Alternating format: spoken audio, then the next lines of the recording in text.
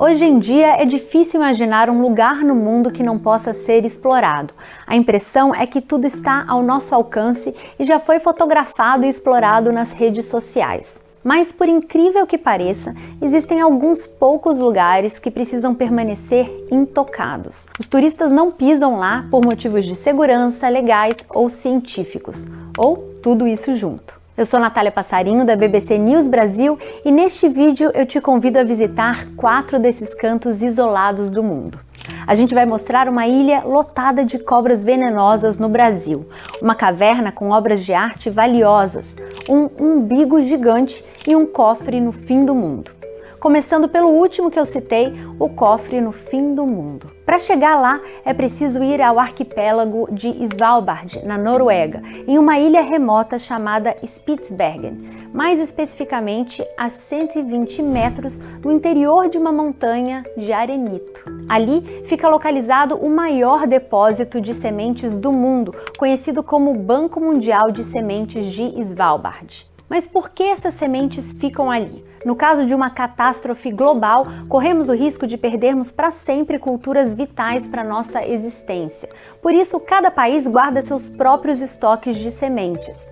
Esse banco, construído em 2008, é uma espécie de medida global para a segurança alimentar. Lá ficam as sementes mais preciosas do mundo, quase 900 mil delas, que asseguram nossa alimentação em caso de algum desastre.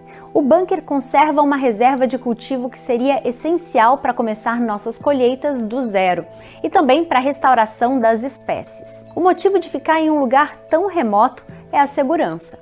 O cofre fica a cerca de 1.300 quilômetros do Polo Norte e 130 metros acima do nível do mar. A altura permite que o lugar permaneça seco, mesmo se as calotas polares derreterem. Outra vantagem é que não há atividade sísmica ali, como vulcões ou terremotos. Há também o chamado permafrost, uma camada de gelo permanentemente congelada que circunda o cofre. Isso ajuda a preservar as centenas de milhares de sementes armazenadas no interior, onde as temperaturas são mantidas abaixo de 18 graus negativos. O cofre é protegido a 7 chaves, o que garante que suas sementes sobrevivam por milhares de anos, se necessário. Mas a segurança do cofre tem preocupado os cientistas nos últimos tempos, e a culpa é das mudanças climáticas. Em 2016, o ano mais quente da história, de acordo com a NASA, o aumento nas temperaturas fez com que a água derretida rompesse o túnel de entrada do cofre. E as coisas não melhoraram. Em 2020 foi documentado o verão mais quente da história de Svalbard. Segundo o cientista Kim Holmen, do Instituto Polar Norueguês, isso causou um derretimento sem precedentes das geleiras e o degelo do permafrost. Por isso a situação no local vem sendo monitorada há alguns anos.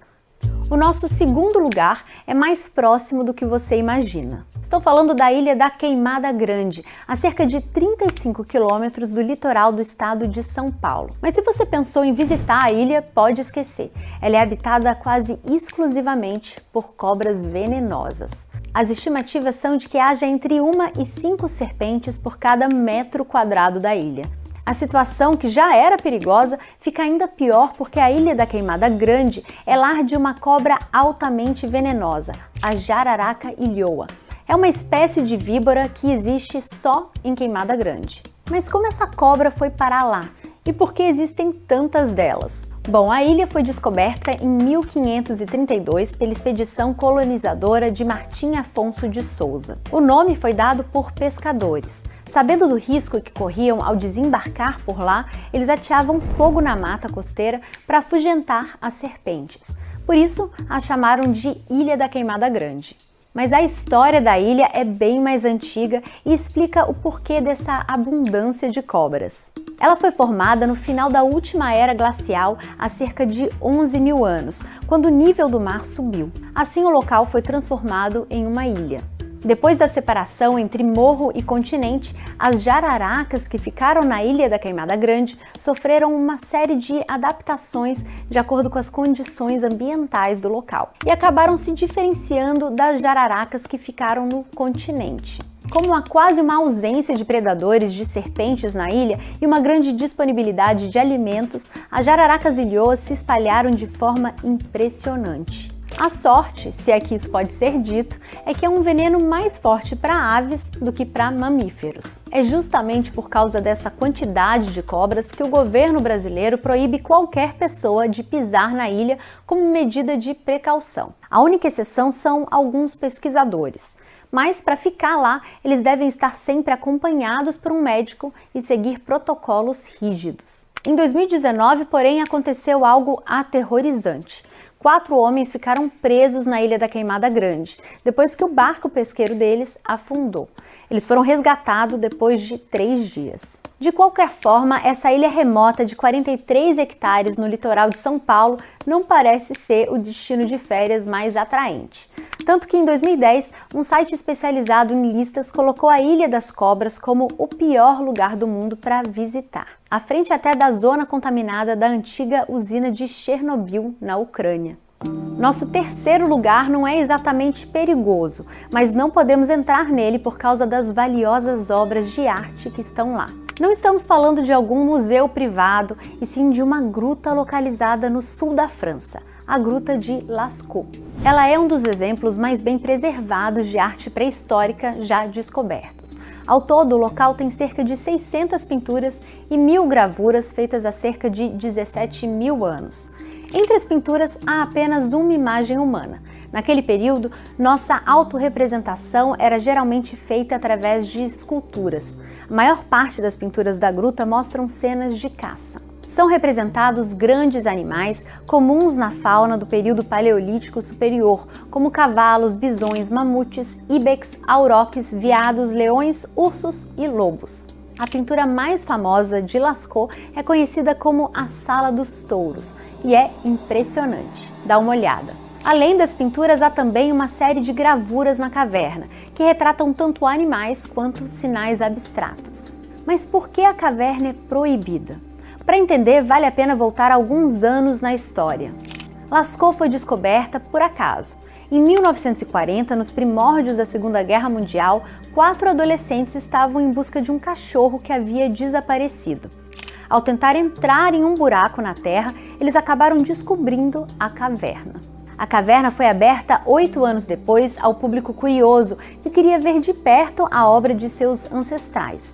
Mas depois disso, as pinturas e gravuras começaram a ter sua preservação ameaçada. As visitas tiveram que ser suspensas em 1963, após começar a aparecer mofo nas paredes da caverna.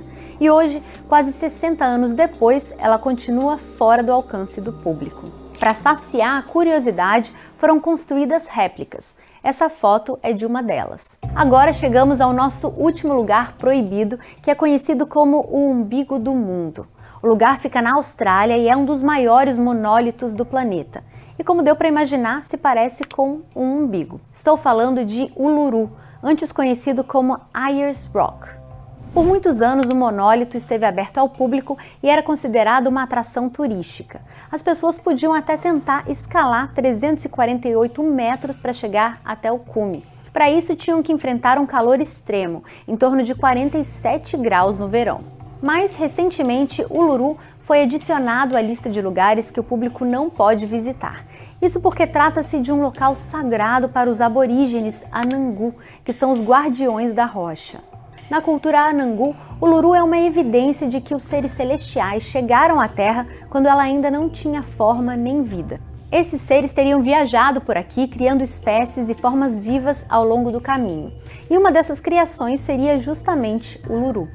Por isso, membros dessa comunidade aborígene queriam que suas tradições fossem respeitadas e que os visitantes não pudessem mais escalar o local. A decisão de impedir as pessoas de pisar em Uluru foi tomada em 2017. O dia 25 de outubro de 2019 foi o último em que as pessoas foram autorizadas a escalar a rocha. Longas filas de turistas se formaram naquele dia. Os visitantes ainda podem visitar o Parque Nacional Uluru Kata Tijuta, mas a rocha sagrada só pode ser observada, nunca pisada ou escalada. Bom, nossa viagem pelos lugares proibidos chega ao fim. Gostou desse vídeo? Então deixe sua curtida ou seu comentário e não se esqueça de se inscrever no canal do YouTube para ficar dentro dos nossos vídeos. Até a próxima!